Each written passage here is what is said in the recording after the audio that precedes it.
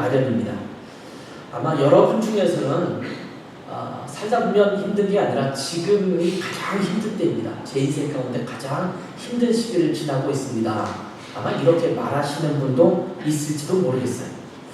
더구나 코로나19로 인해서 모든 일이 정상적으로 진행되지 못하고 있는 그런 어려운 때이기 때문에 아마 대부분의 사람들이 힘들고 어려운 시절을 지내고 있을 겁니다. 경제적으로 힘든 부분도 있지만 어떤 분들에게는 심리적으로도 많이 위축되는 그런 마음도 갖고 있을 겁니다. 회사도 그러하지만 또 자영업을 하시는 분들은 특별히 정말 힘들고 어려운 시절을 지내고 있는 것이 분명합니다. 제 아들이 독일에서 한국을 지금 방문 중에 있고 얼마 전에는 이제 군대에 있던 아들도 휴가를 나와서 함께 시간을 보내면서 어느 식당이라도 가서 음식을 먹으려고 하는데 저녁 때 6시가 되면 4명 이상 못 모이잖아요. 2명 이상 못 모이죠. 2명 이상이 아니죠. 3명 이상 못 모여서 2명까지만 모이는 거죠. 그러다 보니까 우리 4명이 가면 가족관계 증명서하고 주민등록증을 다 가져가서 우리는 한 가족입니다. 이렇게 보여야지만 밥을 먹게 되니까 우리도 자꾸 안 나가게 되더라고요. 그냥 집에서 먹자 이렇게 되는 거죠. 이 소리는 그만큼 사람들이 식당에 안 간다는 말이고 저녁에 식당을 운영해야 될 사람들에게는 그만큼 손님이 없어서 영업하기가 어렵다라는 것입니다. 말 그대로 피로도가 극도로 쌓인다라는 표현이 아마 맞는 것 같습니다. 휴가철이 돼서 한 계절 장사해서 먹고 사시는 분들도 많거든요. 물론 지금도 휴가를 가시는 분도 있고 휴가지로 가시는 분도 있지만 많은 분들이 휴가를 포기하는 분도 있거든요. 요즘은 집에서 방카스라고 그러죠. 집에서 보낸다고 해서 방카스라는 걸 쓰더라고요. 그러다 보니까 휴가지에서 장사하는 분들이 굉장히 한숨을 쉬는 이야기들을 많이 듣게 됩니다. 요즘 부동산 값이 천정부지로 오르고 있다 이런 얘기를 듣죠. 어떤 분은 집값이 오르니까 좋다 이런 분도 계시겠습니다만 많은 분들은 집값이 오르다 보니까 제 집 마련을 하려고 하시는 분이나 또 이사들을 하려는 분들이 집값이 서로 맞지 않아서 굉장히 어렵다 힘들다 이런 이야기도 많이 들려오고 있습니다. 이러저러한 일들이 많지만 가장 힘든 것이 무엇이겠는가 생각해보면 제가 생각할 때는 인간관계에서 오는 고통이 가장 크고 힘든 것 같아요. 경제적으로 조금 없어서 힘들어도 그럴 수 있는데 아무리 많은 것들이 있고 다 주어졌다 하더라도 어떤 사람과의 관계가 정말 끈질기게 악연이 되다 보면 굉장히 쉽지 않은 것 같습니다. 부부간에 서로 마음의 갈등이 생겨서 서로 맞지 않아서 갈등을 겪고 있는 경우도 있고 부모와 자녀 사이에 그런 고난과 역경을 겪는 갈등을 겪는 사람도 있습니다. 형제들 사이에서 원수처럼 지내고 있는 사람도 있고 또 친한 사람이었는데 어떤 오해 때문에 서로 얼굴을 대하기 힘든 관계로 바뀐 그래서 고통스러워하는 그런 분들도 있습니다. 차라리 내가 잘못해서 그런 거라면 차라리 좋겠는데 그렇지 않은 경우가 또 많거든요. 많은 사람들의 이야기 들으면 전부 자기보다는 상대방이 잘못해서 억울하다고 하는 사람들이 더 많거든요. 그럴 때 더 힘들죠. 그래서 억울함까지 더 있다 보니까 우울증까지 올 정도로 극심한 어려움을 겪게 되는 사람도 적지 않습니다. 이럴 때 되면 여러 가지 힘들고 어려운 일이 우리 가운데 찾아오니까 만사가 귀찮아지고 모든 일에 대해서 부정적인 마음을 갖게 되는 경우도 많습니다. 신경도 날카로워지고 다른 사람을 향해서 별것 아닌 것에 공격적인 태도가 나오는 경우도 있게 되죠. 굉장히 시니컬한 상태, 이 시니컬하다는 것은 굉장히 냉소적이고 부정적인 상태로 바뀌게 되는 거죠. 그래서 제가 예전에 작년에 어느 교회에서 설교하면서 그런 얘기를 한 적이 있어요. 한국에 와보니까 한국 사람들은 전부 화가 나 있는 것 같다. 누가 나를 건들기만 하면 나 가만히 안 놔둬 이런 마음을 갖고 있는 것 같아요.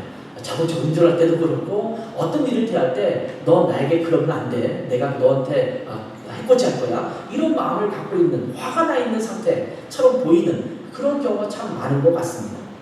이런 상황에서 여러분 감사할 수 있을까요? 이럴 때 찬양할 수 있을까요? 이런 상태에서 예배의 감격에 빠질 수가 있을까요? 저도 목사지만 부부싸움 할 때가 있잖아요. 지금은 부부싸움을 1년 동안 몇 번을 하나 이렇게 세봐도 세기 힘들 정도로 안 하는 것 같아요. 이게 이제 서로 이제 많이 서로에게 익숙해진 것 같아요. 그러다 보니까 부부싸움이 이제 별로 없어지는 것 같은데, 과거에 부부싸움을 많이 할 때는 주일 아침에도 싸울 때가 있거든요. 서로 목사하고 사모지만 싸우고 나서 예배를 딱 드리려고 그러면 예배의 간격에 빠지기가 참 쉽지가 않아요. 내 마음 가운데 이 화가 있으니까 예배에 잘 드려지기가 힘들잖아요. 그러니까 내 상황이 어렵고 힘들고 고통스럽고 억울한 일을 겪고 있고, 이런 상황에서 하나님 앞에 정말 예배드릴 수 있는가, 참 예배자로 설 수 있는가, 쉽지 않은 일입니다. 성경은 어떠한 상황 속에서도 감사와 찬양을 잃지 말아라 이렇게 말씀하고 있는데, 실상 어렵다는 것은 여러분도 알잖아요. 여러분도 아마 이거 쉽지 않은 일이다 이렇게 생각하고 있을 것입니다. 그러다 보면 그러한 환경 속에서 점차 예배에서 멀어져가는 내 모습을 발견해요. 예배에서 멀어져가거든요. 여러분은 어떻습니까? 지금 혹시 예배의 감격을 잃어버려서 예배가 내게서 좀 멀어져 가고 있지 않습니까? 예배에 대한 사모감도 없고, 예배를 드려야겠다는 마음도 없고, 할 수 없이 주일이니까 예배를 드려야 된다는 의무감 때문에 예배에 참석하는 사람도 있고, 어떤 분들은 지금 이 실시간으로 예배드리는 우리 교회 성도님들은 대단한 분들이에요. 어떤 분들은 이 실시간도 안 드려요. 그냥 나중에 편한 시간에 내가 원하는 시간에 녹화된 것을 통해서 예배드리겠다 이렇게 생각하는 분도 있거든요. 그러다 보면 점점 신앙의 슬럼프에 빠지게 되는 것입니다. 슬럼프라는 말은 일종의 침체기를 말하는 거죠. 뭔가 침체되어서 계속 부진한 상태에 이르는 것, 이것을 슬럼프라고 하는데, 신앙에도 그런 슬럼프가 찾아오기도 합니다. 여러분, 그런데 이 슬럼프는 내 자신이 의지적으로 극복하지 않으면 안 된다는 사실을 여러분 아십니까? 혹시 여러분은 어렵고 힘든 상황 속에서 스스로 손을 놓고 그 슬럼프에 빠져서 그 슬럼프를 즐기고 있지는 않습니까? 아마 어떤 분은 무슨 소리야, 내가 무슨 슬럼프를 즐기는 사람이 어디 있겠어? 이렇게 말하시는 분도 있을지 모르지만, 의외로 많은 사람들이 자기가 좀 애쓰고 노력하면 슬럼프에서 빠져나올 수 있음에도 불구하고 오히려 그 슬럼프에 빠져서 나 힘들어, 나 슬럼프에 빠졌어, 나 지금 침체돼 있어, 그러니까 나 좀 봐줘 이러면서 슬럼프를 즐기는 사람도 있어요. 이 즐긴다는 것은 뭔가 엔조이한다는 그런 느낌보다는 거기서 그냥 내가 슬럼프에 빠져도 괜찮아 라고 그냥 주저앉아 있는 것을 말하는 겁니다. 자, 오늘 읽은 말씀은 다윗이 자기의 아들 압살롬이 반역을 일으키자 아들 압살롬을 피해서 도망하고 있는 상황을 보여주고 있습니다. 자신의 자식이 자기를 죽이려고 반역을 일으켜서 허겁지겁 피신해서 메마르고 황폐한 광야에 지나고 있는 그런 상황입니다. 이런 상황에서 아까도 말씀드렸지만 찬양과 감사를 할 수 있는 것이 가능하겠습니까? 결코 쉬운 일이 아닙니다. 자기의 아들인 압살롬의 반역으로 말미암아 쫓기고 있는 다윗 왕이 광야에 머물고 있으면서, 이 광야에 머물고 있을 때는 목숨이 경각에 달려있는 상황일 수도 있어요. 자칫 잘못하면 이제 압살롬에 의해서 모든 이 다윗 왕의 그 사람들이 다 멸절당할 수 있는 그런 상황에 놓여져 있습니다. 그렇다는 상황이군요. 그때 지은 시가 오늘 읽었던 시편 63편의 말씀입니다. 처참한 상황 속에서 지은 시입니다. 말씀드렸다시피 우리가 인생을 살아가면서 한두 번쯤은 처참한 상황을 경험하기도 합니다. 내 인생은 그런 일 없어요. 나는 정말 지금까지 해피하게 살았습니다. 이런 분들이 있다면 정말 감사한 분들이에요. 그런 인생을 살아가는 분은 정말 행복하신 분이죠. 근데 대부분은 그렇지 않아요. 내 인생의 처참한 상황을 여러 번 겪게 됩니다. 가장 큰 고통은요, 아무도 내 편이 되어주지 않을 때 경험됩니다. 좀 힘들고 어려워도 누군가가 나를 격려하고 보다듬어주고 괜찮아 이렇게 좀 얘기하면서 내 편이 되어주면 참 좋겠는데, 아무도 내 편이 되어주고 있는 것 같지 않아요. 그때 너무나 힘든 거예요. 많은 사람들이 자살을 결심할 때 한두 사람이라도 내 편이 되어주면 자살하지 않는 경우가 많다는 이야기를 하거든요. 아무도 내 편이 되어주지 않으니까 이제 세상은 끝난 거라고 여겨지는 것입니다. 믿었던 자들까지 자기 자신을 배신해오면 내가 지금 인생을 헛살아온 것은 아닌가?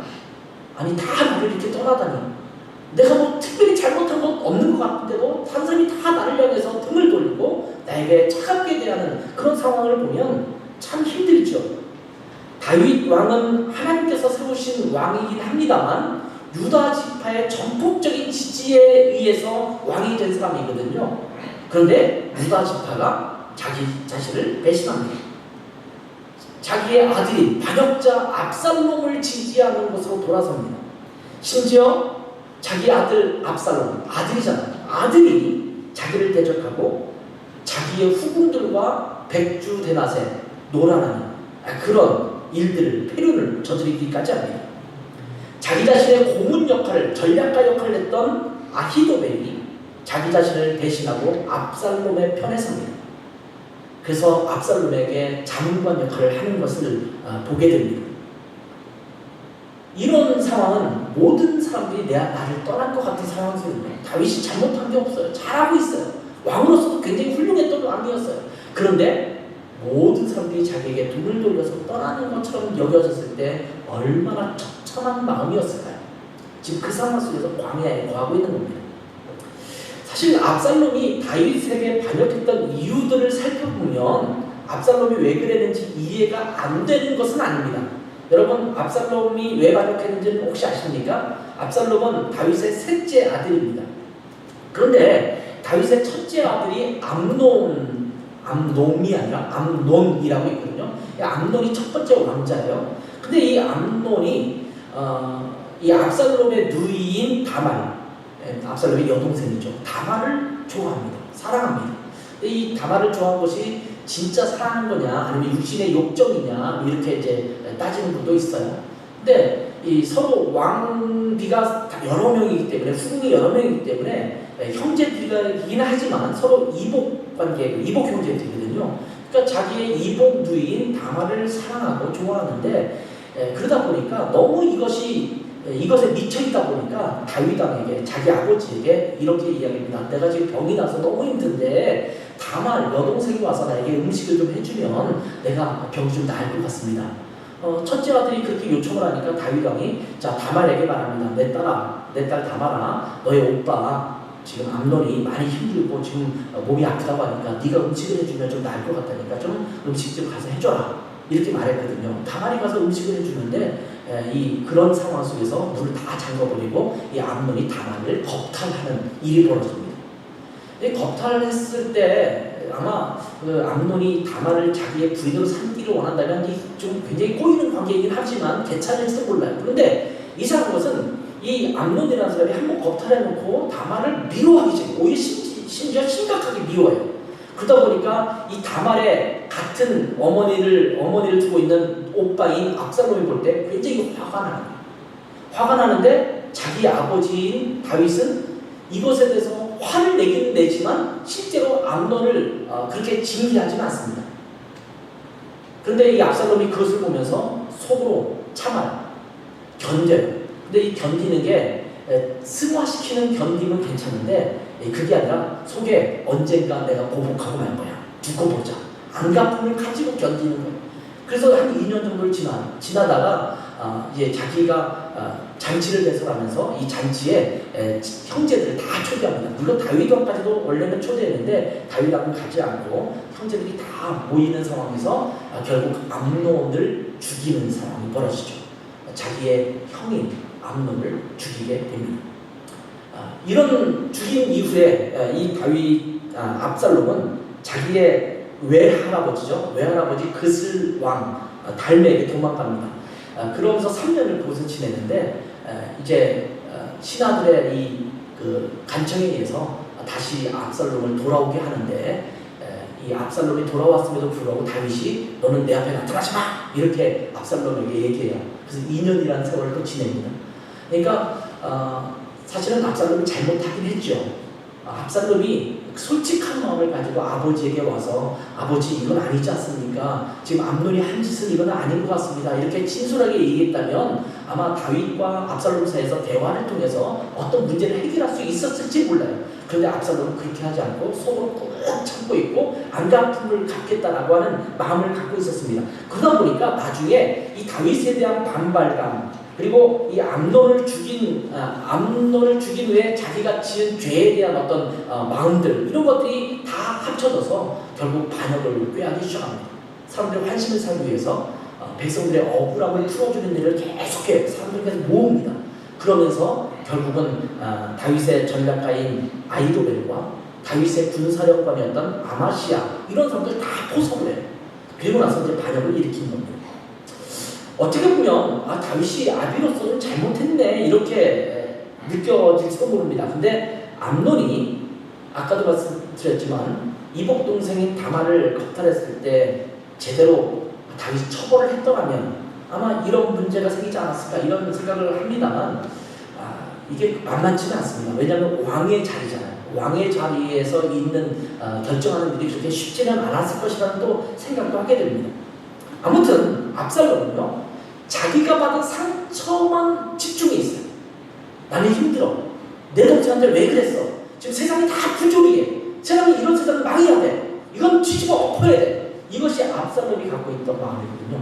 제가 왜 압살롬의 이야기를 이렇게 자꾸 길게 하고 있냐면 그런 마음을 갖고 있던 압살롬 이 압살롬에 의해서 반역을 당해서 또 쫓겨가는 아들에게서 쫓겨다니고 있는 이 다윗이 갖고 있었던 태도는 굉장히 달랐다는 거예요. 압살롬도 처참한 상황을 경험한 거죠. 근데 사실은 어떻게 보면 직접적인 건 아니에요. 어떻게 내 동생에게 그럴 수 있어? 이거는 세상은 이러면 안 되잖아. 이런 입장이잖아요. 근데 지금 다윗은 어떤 상황이냐면 자기 아들에게 배신을 당해서 쫓기고 있는 상황입니다. 이거는 무게감이 굉장히 달라요. 근데 압살롬은 전혀 그런 것을 생각하지 않고 자기의 문제에만 집중해요. 내 상처에만 집중해요. 나는 힘들어. 나는 아파. 이거는 갚아야 돼. 이러면 안 되지. 울분과 분노에 차있는 압살롬의 모습이에요. 그런데 이 동일한 처참한 더 심각하고 힘든 상황에 놓여져 있는 다윗은 그렇지 않았다라는 겁니다.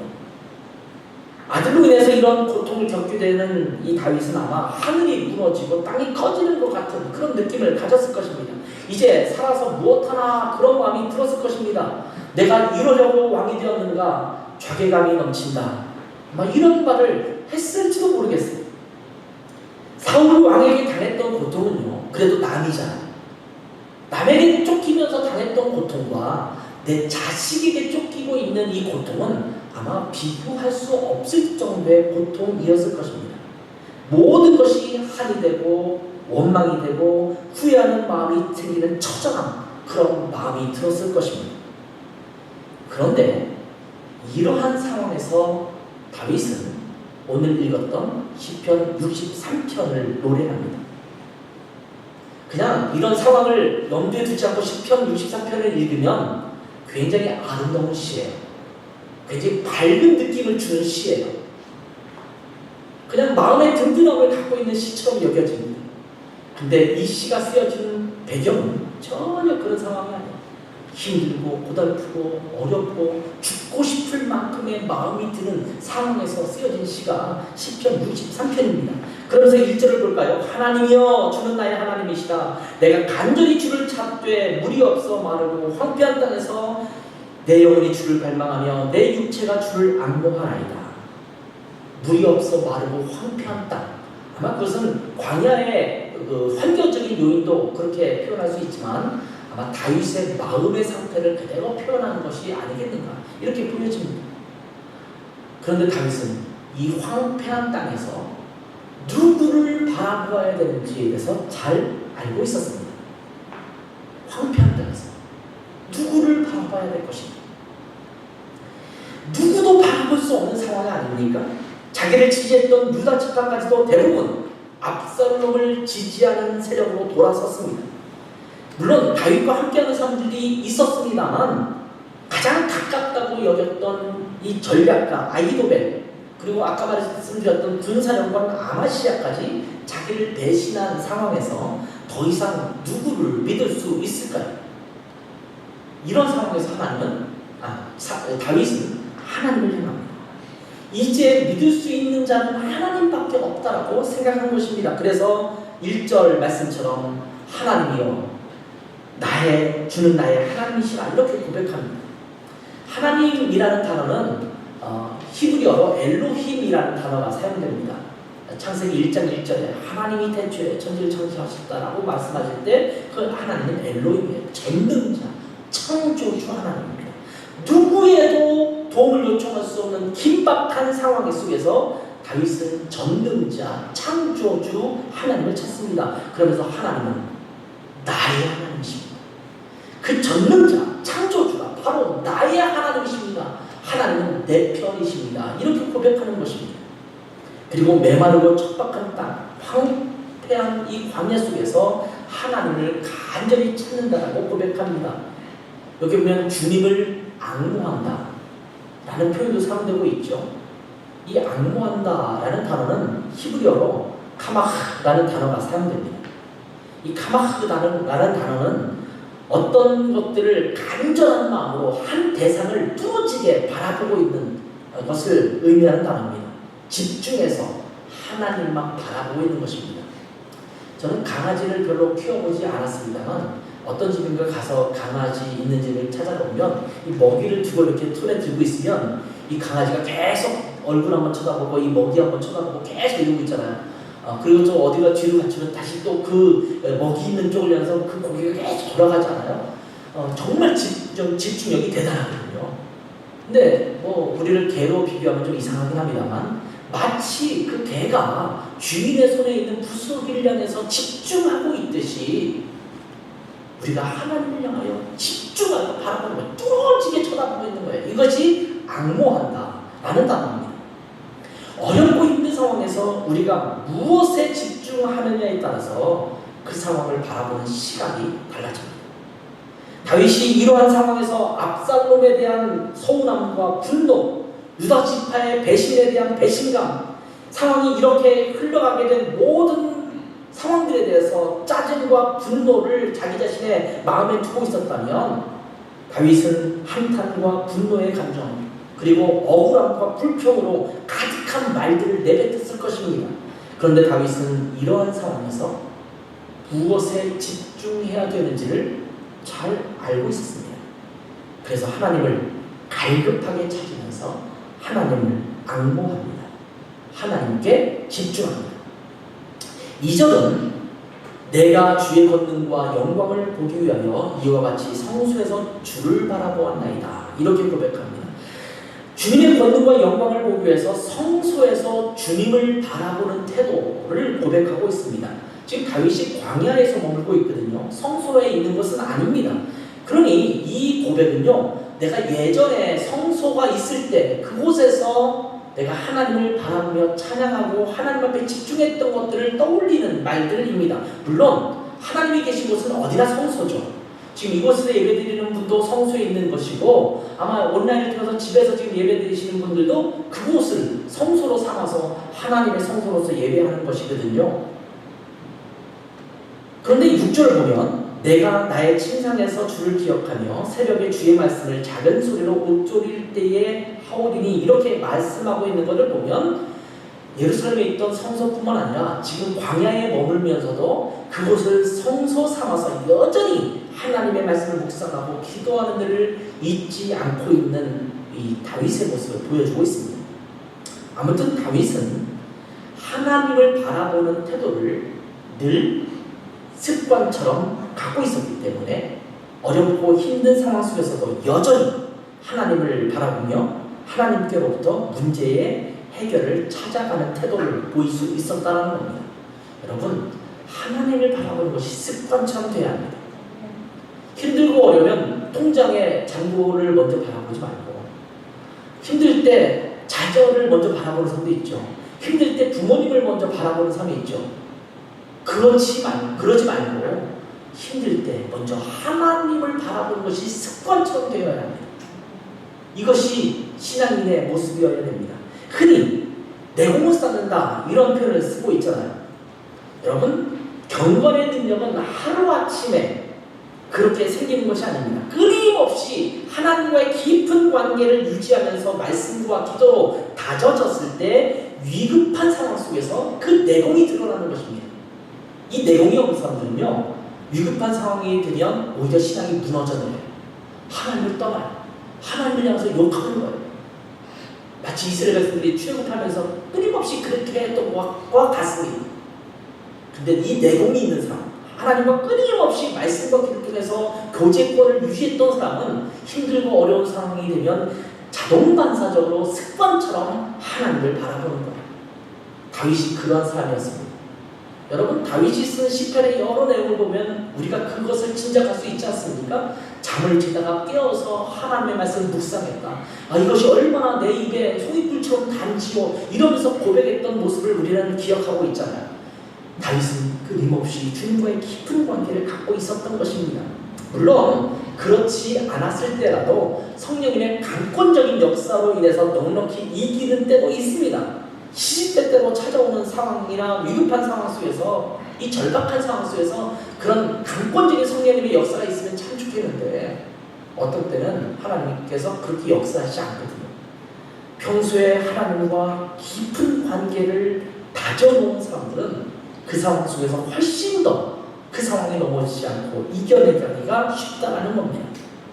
그렇기 때문에 제가 늘 많이 강조하죠. 말씀과 기도로 하나님과 깊은 교제 시간을 갖는 것은 정말 중요합니다. 승리하는 신앙생활을 위해서는 굉장히 중요합니다. 강조하고 또 강조해도 이건 부족합니다. 여러분, 그러니까 매일 단체창을 통해서 올리는 말씀 읽으세요. 그리고 제가 늘 말씀드리잖아요. 그게 힘들면 한 오후쯤 제가 올리는 묵상했던 말씀 있잖아요. 그 본문을 가지고 묵상했던 말씀을 읽기라도 하세요. 최소한 콩나물에 물이 계속 흘러가면 그것이 콩나물이 자라가듯이 아마 여러분 내공을 쌓아가는 그런 과정이 될 것입니다. 자, 이렇게 황폐함 속에서 다윗은요, 만족하다라는 고백을 드리고 있습니다. 자, 이러한 다윗이었기 때문에 3절 이후에 나오는 말씀들은 다윗이 처한 상황과는 전혀 맞지 않는 것처럼 보여지는 말씀들로 가득합니다. 다윗은 3절에 주의 인자하심이 생명보다 나으므로 내 입술이 주를 찬양할 것이야. 이 표준 세번역 성경을 보니까 이렇게 기록하고 있어요. 주님의 한결같은 그 사랑이 생명보다 더 소중하기 때문에 내가 입술로 주께 영광을 돌립니다. 지금 목숨이 경각에 이른 다윗이 고백하는 거예요. 하나님의 사랑, 하나님의 자비하심, 하나님의 인자하심이 내 목숨보다 훨씬 더 가치 있게 저는 느낍니다. 그것이 저에게 더 소중합니다. 이런 고백을 하고 있는 거예요. 자신이 압살롬에 의해서 죽임을 당할 수 있는 상황 속에서 그러한 모든 상황보다 하나님의 사랑을 더욱 귀히 여기면서 찬양하고 있는 것입니다. 그래서 다윗은 4절에 이러므로 나의 평생에 주를 송축하며 주의 이름으로 말미암아 나의 손을 들리이다, 이렇게 고백합니다. 평생도록 주를 찬양하겠다는 겁니다. 하나님만 바라보면, 하나님께 집중하면, 하나님을 앙모하면 어떠한 상황 속에서도 하나님을 찬양할 수 있게 됩니다. 이러한 마음을 갖고 있는 다윗이기 때문에 만족을 고백합니다. 여러분, 이 다윗과 같은 상황에 여러분이 처해 있다면 저는 만족합니다, 이렇게 고백할 수 있겠어요? 어린 반푼어치도 없는 그런 고백이겠죠. 다윗이 처한 상황은 척박하고 불편하고 마음이 편치 않는 상황입니다. 그런 상황 속에서 5절에 보면 이런 고백하잖아요. 골수와 기름진 것을 먹은 것 같이. 지금 그런 상황 아니거든요. 근데 그런 것을 연상하면서 그런 것처럼 나는 만족할 것이다. 나의 입이 기쁜 입술로 주를 찬송하되. 마치 지금 내가 당하고 있는 상황을 거꾸로 표현하듯이 마치 반응법처럼 표현하는 것처럼 느껴질 정도로 그렇게 만족을 고백합니다. 하나님만을 앙모하는 자들은 불편함 속에서도 만족함을 누리는 자들입니다. 분노할 만한 상황 속에서도 평안을 누리는 자들입니다. 이것이 하나님을 앙모할 때 생기는 신앙의 능력입니다. 하나님은 공의로우신 분이시고 하나님은 언제나 하나님의 뜻 안에서 서 있는 자들을 도우시는 분이라는 것을 다윗은 분명히 알고 있었습니다. 그래서 하나님을 기꺼이 찬양할 수 있었던 것입니다. 7절에서 10절에 있는 말씀을 쭉 읽다 보면 그런 고백이 나오고 있는 것을 보게 되죠. 그러면서 11절에 이렇게 고백합니다. 왕은 하나님을 즐거워하리니 주께 맹세한 자마다 자랑할 것이나 거짓말하는 자의 입은 막히리로다. 이것이 다윗의 고백이에요. 하나님을 즐거워하겠습니다. 하나님 앞에 온전히 서 있는 자들, 하나님 앞에 향하고 있는 자들, 하나님께 집중하고 있는 자들은 하나님 앞에 자랑할 만한 모습이 될 것입니다. 그런데 그렇지 않은 사람들, 자기의 마음의 것들에 따라서 거짓말하고 그때그때에 따라서 꼼수를 부리고 자기의 생각에 따라 움직이는 사람들은 결국 막힐 것입니다. 이런 고백을 하는 것입니다. 살다 보면 억울한 일을 겪기도 하고 죽을 만큼 힘든 상황에 처하기도 하고 믿었던 사람에게 배신을 당하기도 하고 내가 선의를 행했는데 악의로 오해를 사기도 하고 또 순수하고 정직하게 행동했는데 오히려 불이익을 당하는 일들이 비일비재합니다. 그럴 때에 하나님께 우리의 억울함을 호소하는 것도 필요하죠. 다른 시편을 보면 그럴 때마다 하나님 앞에 억울합니다 그렇게 고백하잖아요. 그 고백도 필요합니다. 그러나 때로는 하나님만을 앙모함으로써 그러한 상황 속에서도 오히려 주님으로 인한 영혼의 만족과 감사를 경험하면서 하나님을 찬양할 수 있는 신앙의 극치를 누릴 수 있는 자들이 됐으면 좋겠어요. 아까도 말씀드렸지만 억울하면 억울하다고 하나님은 말할 수 있어요. 근데 우리는 수준을 따진다면 그 수준을 넘어서서 신앙의 극치를 향해야 되는데 그 극치는 그런 상황 속에서도 주님을 향하여 찬양하고 경배하고 주님을 높여드리고 그 안에서 만족과 평강을 누리는 것입니다. 그래서 우리가 해야 될 일이 뭐냐면 주님을 앙모하는 삶을 살아가는 것입니다. 주님 앞에 집중하는 겁니다. 여러분의 문제, 여러분의 상황에 집중하지 말고 지금 하나님께 집중해야 될 시간입니다. 힘들고 어려운 시기를 지나고 있다고 다들 얘기하는데 이제 하나님을 바라보고 하나님만 앙모할 시기입니다. 이제 그 하나님을 깊이 누릴 수 있는 여러분 되시기를 주님의 이름으로 축원합니다. 기도하겠습니다. 하나님 아버지, 우리가 주님을 앙모하지 못하기 때문에 불평과 억울함과 또 하소연과 고통스러움만 우리가 토로하고 있는 우리의 모습이 있음을 고백합니다. 하나님, 정말 죽을 만큼 힘든 상황이지만 하나님을 앙모하면 하나님께 집중하는 그 모든 불평과 고통 속에서도 만족함을 고백하고 평강을 누릴 수 있는 이 다윗의 모습처럼 저희도 이러한 시대에 그 하나님이 주시는 평강과 기쁨을 누릴 수 있는 저희들 되게 하옵소서. 그것이 빛의 열매로서 사람들에게 보여지게 하는 축복된 삶이 될 수 있도록 인도해 주시기를 원합니다. 감사하며 예수님의 이름으로 기도했습니다.